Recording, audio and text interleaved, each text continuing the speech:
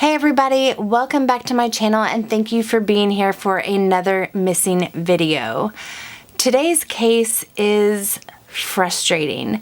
There are a lot of unanswered questions per the usual when it comes to missing person cases, and like myself, you're probably going to be left wondering why this man did the things he did and went the places he went right before he vanished. Jonathan Arash Barmaki was 27 years old, and in April of 2016, he was living in Buena Park, California with his mother, Louisa Barmaki, and his beloved 15-year-old dog, Sandy. Jonathan worked flipping houses, and his mother has said that at this time, he seemed happy and he seemed to be in a good place. There weren't any red flags that he was going through anything or that something was wrong. On April the 30th, around 3 p.m., Jonathan grabbed his car keys and his dog Sandy and left his residence. He took off in his Honda Civic without saying bye to his mom or mentioning where he was going, but he was 27 years old, so he didn't always check in with his mom, I'm sure. And his mom didn't think this was weird that he left without saying anything to her. Jonathan drove from his home in Buena Park to a PetSmart store in Encinitas, California, which is about an hour-and-a-half drive away, so I'm guessing he was at the PetSmart around 4:30 p.m.-ish, since he left home at 3 p.m. While at the PetSmart, he bought 2 pet bowls and a bag of dog food. Around 9:30 p.m., 25 miles away from the PetSmart, Jonathan went to a Target located in the Plaza Bonita Mall in National City, California. There, he purchased some clothes, a cell phone charger, and toiletries, and this is confirmed by surveillance footage at the Target. The following morning, which was Sunday, he is again caught on surveillance pumping gas at a Valero gas station around 5 a.m. in the morning. This gas station is also in National City, and it's only about 5 miles away from the Target he had been at the night before. This is the last time Jonathan would be seen on any type of surveillance. 22 hours later, around 3 a.m. on Monday morning, Jonathan's mother was already worried because her son had not been answering his phone when there was a knock on her door, and when she opened it, there stood police officers. They were there to inform her that they had found Jonathan's 2013 Honda Civic abandoned on Old Highway 80 near the Mexican border in the town of Jacumba Springs. The car had been found by Border Patrol at 11 p.m. Sunday evening. The doors were locked, windows rolled up, and there were receipts from several stores inside. It had plenty of gas in it and was in running condition, so it was pretty obvious it wasn't there because it had been wrecked, broken down, or had any mechanical problems. It had been parked there purposefully. Jonathan's phone and all the items he bought at the store were in the car. However, his wallet and keys were not. Sadly, his dog Sandy was also inside the car, deceased in the front seat. Now I want to show you the area where his car was found. The Honda Civic was right by the Jacumba Hot Springs welcome sign, and if you look, there is a dirt path, or more like a dirt road, I guess, leading straight to the 25-foot high border wall that separates the United States and Mexico. The wall is not far from where his car was parked, and there were footprints found in the dirt leading to the border wall from his Honda, but there was no sign of Jonathan. He has not been seen since. He has made no contact with his mother, other family members, or any of his friends. So we assume he went over the wall, right? The wall isn't hard to climb. People do it all the time. But if that's what happened, why did he do it? Was he scared of something? Was he meeting someone in Mexico? Maybe he planned to come back, or maybe his goal was to escape the U.S. for some reason and never return. Another big question is, was it actually Jonathan who drove the car there? Could the shoe prints in the dirt have been someone else's? Perhaps someone else took the car, someone that was running from the law. Maybe they were in trouble. There are a couple of prisons nearby. I wonder, were there any escapees in the area at that time, or did anyone else go missing from that area in April? Did someone do something nefarious to Jonathan and take the car in a desperate effort to escape? I personally don't think Jonathan would leave his dog. He loved Sandy and wouldn't have left his pet that was more like family to die in the car. Now, authorities said it appeared that the dog had died of natural causes, though I'm not sure how they know that. I'm not sure if they just assumed this because they didn't see any injuries, or if they did an autopsy on him or her. If his dog had already passed when he stopped the car, I don't think he would have left her body in the car either. He had that dog for 15 years and would have wanted his beloved pet to have a proper burial, right?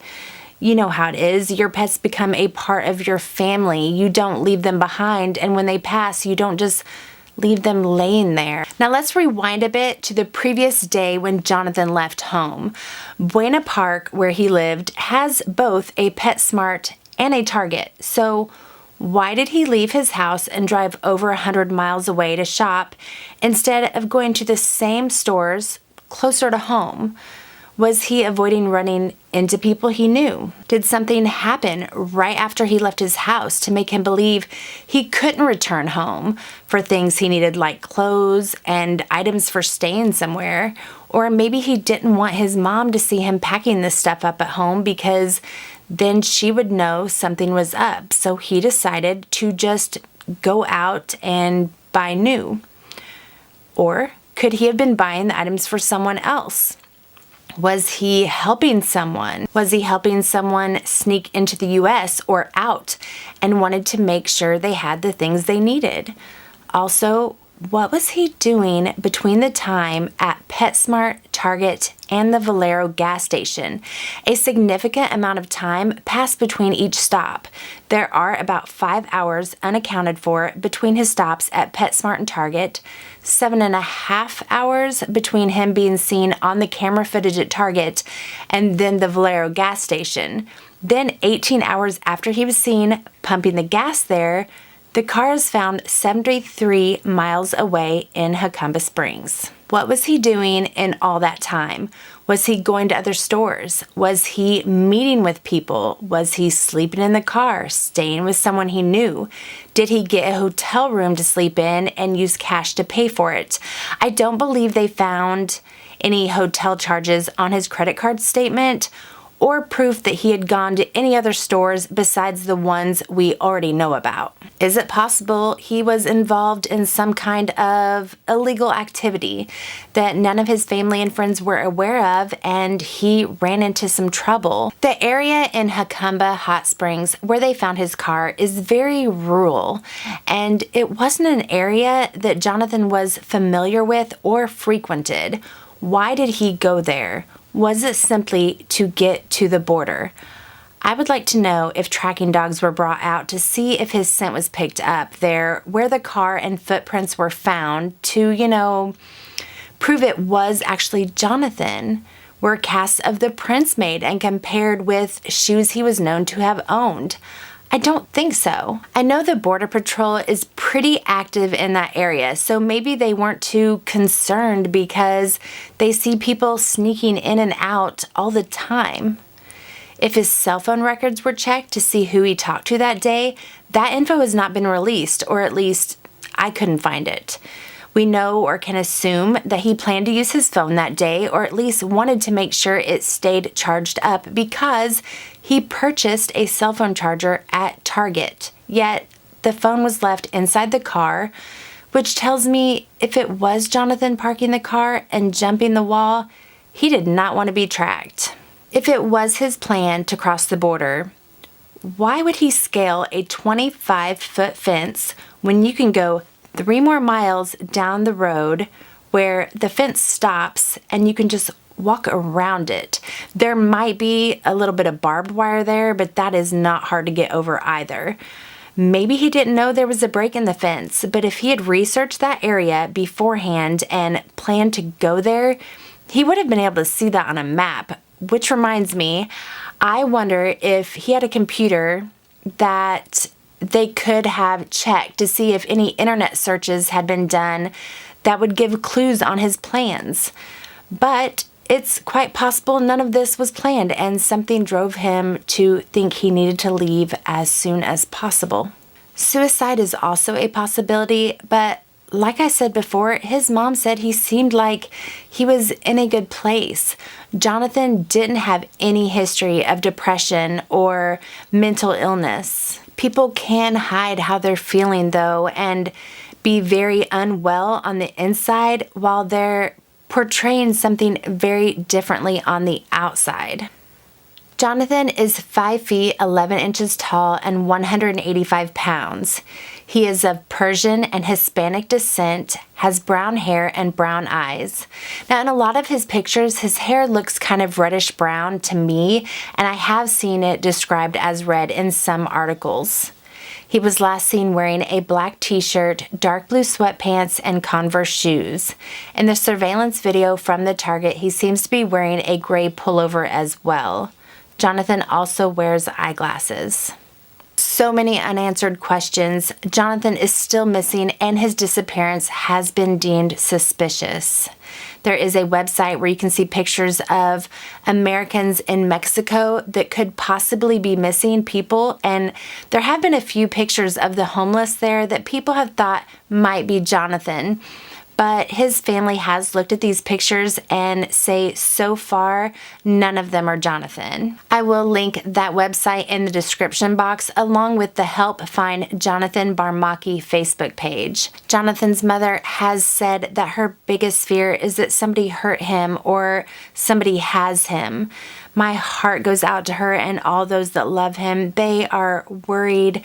They are scared. They just want to know what happened and that he is safe. I do find it very unsettling that he hasn't contacted his mom at all. Even if he wanted to get away from his life here and start over in Mexico, you would think that he would at least let his mom know that he is okay. If you have any information on the whereabouts of Jonathan Barmaki, please contact the Buena Park Police Department at 714-562-3902. Let me know in the comments what you think. Do you think Jonathan left of his own free will, or do you think something bad happened to him? As always, I ask that you share Jonathan's missing flyer. It is linked in the description box. Share this video as well if you think it will help and get his story out there.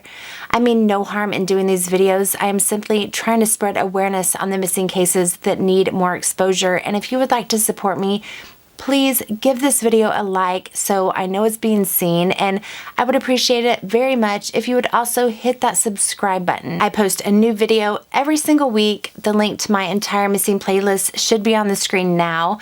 I highly suggest you check it out, as every missing person I cover deserves to have their story told, and hopefully their stories will reach the right people and these mysteries can be solved. Thanks for watching, and I will see you guys next week. Bye.